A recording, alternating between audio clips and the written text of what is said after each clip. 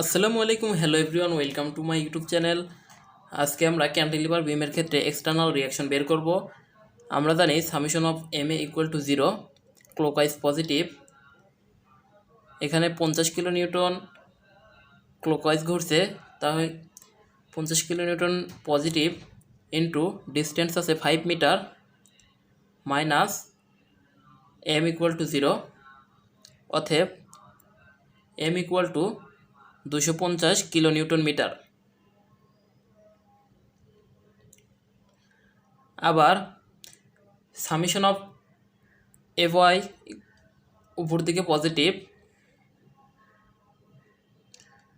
অতএব A Y minus 50 equal to 0, অতএব A Y equal to 50 kilo newton metre. আবার F x equal to 0, ডান দিকে positive,